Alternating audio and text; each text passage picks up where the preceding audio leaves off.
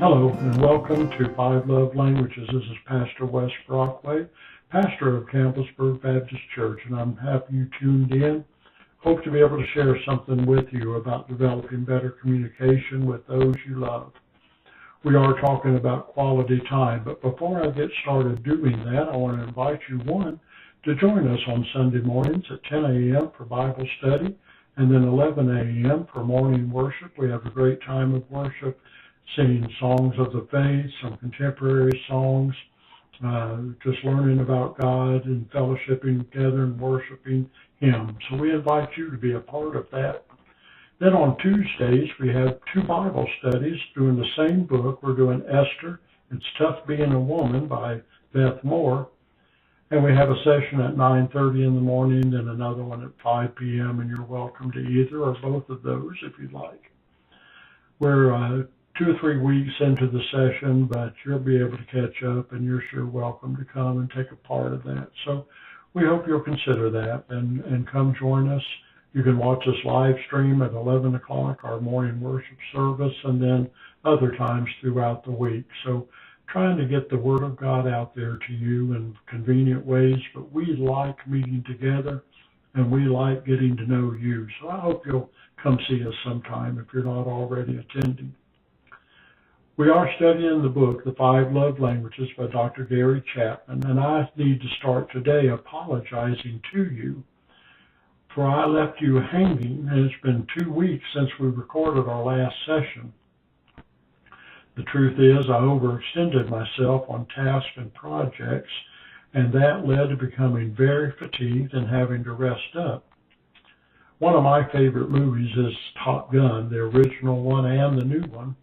But in the first one, when they got called into the commander's office, he told Maverick, "Son, your ego's writing checks your body can't cash."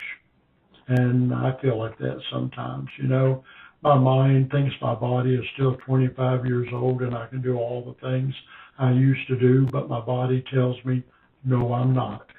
And the next morning it tells me very clearly about how tired it is. So I had to rest up a little bit, but now we're into session 4. Going to talk about quality time, but before we go there, I wanted to touch bases and give another thought about our previous love language, words of affirmation. I want to revisit that first love language we covered. In that session, we spoke of the need that all of us have, but some very specifically, of needing positive, sincere, specific, encouraging words. We all need encouragement, but there are those among us for whom this is how they feel love from others, and so it's especially important. We can do all sorts of things for that person. We can try to show them love in all kinds of ways, but if we're not speaking their love language, words of affirmation, they are frustrated, and so are we, because our attempts are not finding fertile ground. So they still feel unloved, and we're still frustrated because we're trying to show them love, but it just doesn't work. So we learned about words of affirmation, and what I want to add to our last session is that sometimes a word of affirmation is no word at all. Yes, sometimes silence is what's needed. Many, if not most of you, will remember having heard the adage, if you can't say anything nice, don't say anything at all. It's good advice. Unfortunately, it seems in these days and times to be more and more ignored. Somehow we've gotten the idea that the world needs us to express our opinion and view of things. But friends, we're mistaken. There's another adage that applies here, and I'm going to clean it up to a G rating. Opinions are like armpits. Everyone has them, and they all stink. Usually our view on matters is simply our take on things, and very often it is an uneducated, unexperienced view of things. We do well to keep it to ourselves. Giving our opinion and telling another what they should do is usually a well-meaning attempt to help. Sometimes it's just a put down, but Well, sometimes we think we're giving them sage advice and we dish it out even if it's hurtful. And usually we're wrong, and we're wrong to do that. We're wrong. One of the very basic reasons is because we don't fully know the situation. And so it's difficult to give a good word of advice when we don't know the whole story. So it's best that we just keep that to ourselves and be encouraging through words of affirmation. Listen and support them in that way. Makes me think of a verse, Proverbs 25:11. The Message writes it like this: the right word at the right time is like a custom-made piece of jewelry. The King James says, a word aptly spoken is like silver apples in a gold dish. In other words, very valuable and prized. So let's strive to speak the right word at the right time. Now moving on to this week's love language, quality time. In Dr. Chapman's chapter, that's hard to say, I need to say it 3 times fast, don't I? In Dr. Chapman's chapter on words of affirmation, he ended with a case study of Bill and Betty. Bill and Betty's marriage was suffering. They were drifting apart, and both of them were feeling unloved. Dr. Chapman counseled them to first think about the positive attributes of the other person, and then to write those attributes down and to share words of affirmation reflecting appreciation for those attributes that person held, to tell them how much they were admired and loved, and because of who they were, not because of what they'd done, but just because of them. So the couple did follow his directions, and a couple of months later, Dr. Chapman had the opportunity to check back with Bill and Betty to review how their relationship was going. Bill felt renewed and energized. His wife's words of affirmation were just what he needed for his love tank to be kept full. He felt more connected to her than he had in many years. But when Dr. Chapman talked to Betty, he got a different story. She reported that she still felt unloved despite Bill's words of affirmation to her. She appreciated his kind words, but her love tank stayed empty because it wasn't what she was looking for. She told Dr. Chapman, "Yes, I enjoy his words of affirmation, but nothing has changed. Bill still spends too much time at work, and he spends too much time on his work. He's never home, and when he is home, he isn't really home." Dr. Chapman was initially confused and frustrated. He thought the words of affirmation were what both Bill and Betty needed, but obviously he was wrong. He pondered on what Betty expressed to him, and he replayed his words over and over in his mind, trying to figure out what he had missed. Then it came to him. Betty, like everyone, appreciated being encouraged, but her love language was quality time, not words of affirmation. Despite Bill telling her what he appreciated about her, she still felt abandoned and alone. She wanted quality time with her husband, Bill. Well, Dr. Chapman virtually slapped himself in the forehead and remarked to himself how stupid he had been to think that both Bill and Betty needed the same display of love in the same way. He had missed what Betty had told him earlier. She'd said it all along, he just hadn't heard it. He set out to help Betty by helping Bill see what Betty needed. He shared with Bill that Betty needed his time, and that time needed to be quality time, not just being in the same room. Dr. Chapman explained what he meant by that. Too often we think just being in the same room is spending time with someone, even though, if we'll admit it, we're busy playing on our phone, reading the paper, watching TV, or any other myriad of activities. Quality time, Dr. Chapman instructed, is doing nothing but listening to the other intently and doing nothing else but spending time with them. He asked Bill what kind of things they did when they were dating. Bill recounted that often they would go out to eat and spend hours just talking about their day, learning about each other. But maybe sometimes they went to a movie and they selected it together, or maybe he watched what she wanted. He wanted to be with her, and they sat holding hands, and later they would talk about the movie. Well, Bill could see where Dr. Chapman was going. When he was dating Betty, she had his undivided attention. He was getting to know her, and he wanted to know all about her. He wanted to hear and learn what she had to share. For those moments when they were dating, she was the center of his attention. But Bill explained, I'm so very busy at work, and it's not just for me, it's for Betty and the kids, to provide them a great home and all the stuff that they want. I do it for them. I don't know where I'm going to find the time. That's when Dr. Chapman asked Bill, Bill, you're striving to become the CEO, the top man of this company. Tell me, when you get to the top, do you want Betty to be there with you, or do you want to be there alone? Well, I want her there, Bill insisted. Then Dr. Chapman said, you need to include her now. Bill was willing, and so working with Dr. Chapman, he listed things that Betty had been remarking she'd like to do. One of the things was going to hear a symphony. Now, Bill was a country western gospel kind of guy. He wasn't really into the symphony, but he loved his wife, and he knew that she wanted to do that. So he thought he'd go to the symphony, and they started going on occasion, and he got to where he liked it, but he mostly liked doing things with her and seeing her happy. That symphony wasn't Bill's cup of tea, but it was Betty's. So Bill began adjusting his schedule to spend time with Betty doing things she liked to do, and the change in Betty was phenomenal.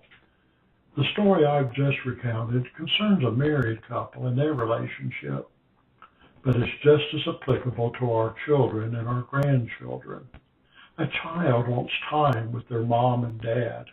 They enjoy time with grandmom and grandpop, or Gigi and granddad, as my kids say. They like getting toys and video games, but playing with them becomes empty and unsatisfying. So we typically counter by buying them more toys. Keeps them busy for a while, but their love tank stays empty. Their love tank will get filled by dad sitting on the floor, rolling a ball back and forth if it's a young child. Perhaps an older daughter might enjoy dad taking her out to eat, one-on-one, hearing what she has to say about her friends in school and anything that's on her mind. Listening, not correcting. She might enjoy her mother taking her shopping. The activity is not really the most important factor. It's doing something one-on-one together. Grandparents, do you wish you had a better relationship with your grandchildren? You give them gifts. You go to see them, but it doesn't seem to be gaining any ground or being appreciated, really. Perhaps what you need to do is spend quality time with them. My kids really recount how much they loved my mother when they went to see her. Yes, she was in Florida. She lived on the beach. That had a lot to do with it. But my mom liked to go for walks on the beach. And my kids can both tell you how much they enjoyed walking along the beach under the moonlight, just quiet and chatting with her about different things. Mom really loved to listen, but she would challenge and bring up ideas for them to think about. And that time is special to them to this day.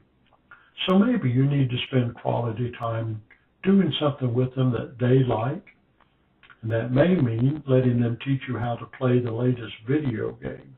Oh boy, doesn't that sound like fun? Or even worse, maybe they'll want you to listen to their music. Oh my, Frank Sinatra and Bing Crosby, it is not. But you'll need to smile and grin and ask them, what is it you like about this music? Get them talking about it. But you'll find when you sacrifice your time and preferences for them, that they'll begin to open up to you more and more, and they'll want to spend time with you. What you will do depends on how badly you want a good relationship with your grandchildren, your children, or any other person. It could be your spouse, a child, or a grandchild. To paraphrase Dr. Chapman's statement to Bill, you're going to be older one day. It's coming for all of us. Do you want to be alone when you're older? Or do you want to be visited by your grown children and grandchildren and hear about their day and what's going on with them? Do you want to enjoy rocking on the front porch with your spouse or putting around in a dusty old garage all alone? I thought so. That being the case, the time to change is now, not 30 years from now. Dr. Chapman remarks that just as words of affirmation have different dialects, so too the love language of quality time has different dialects. One of those is togetherness.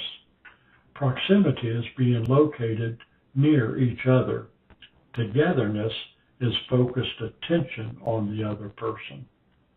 Quality conversation. This is a sympathetic dialogue where one listens to the other experiences and feelings without interrupting, correcting them, or analyzing what they're saying.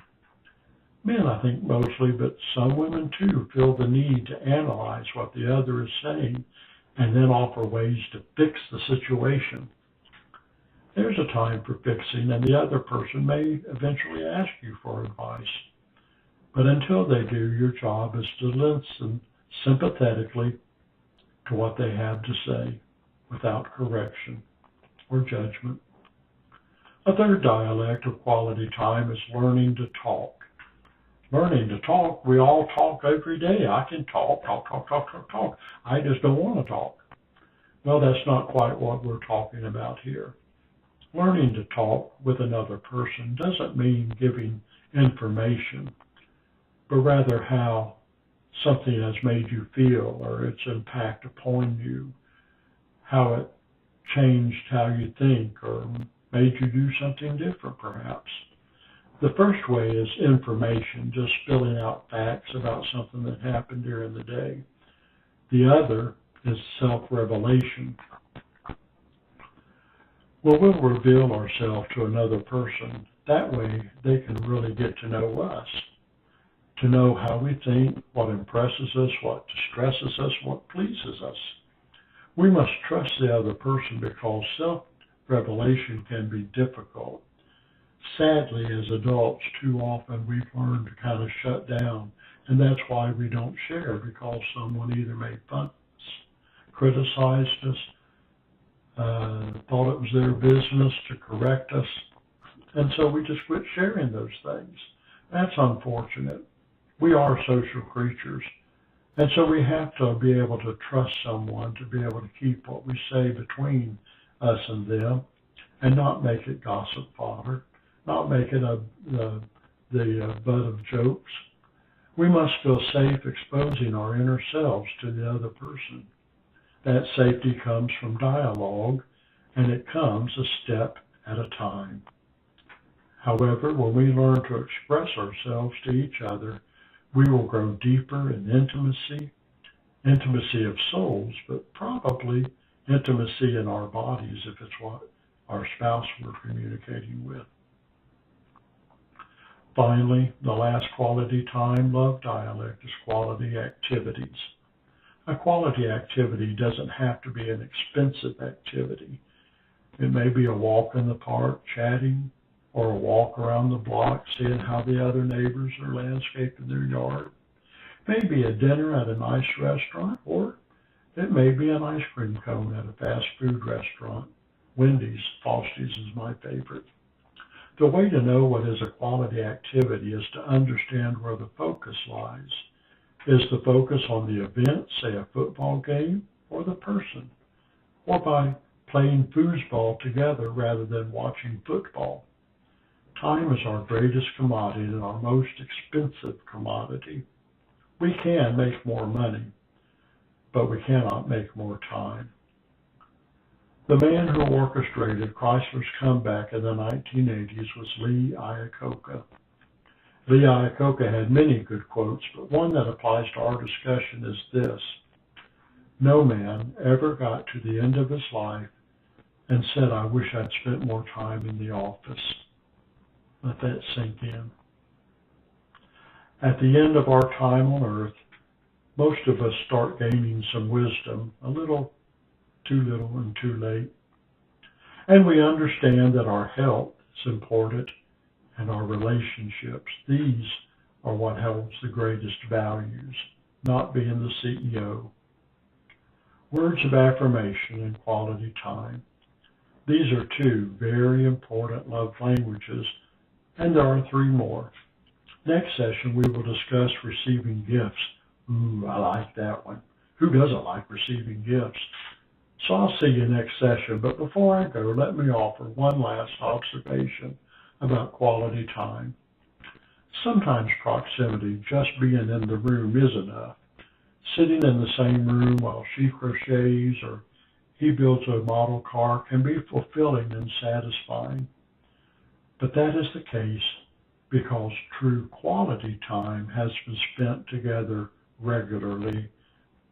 And so those times of just quietly being in each other's presence is precious. But remember the quality time.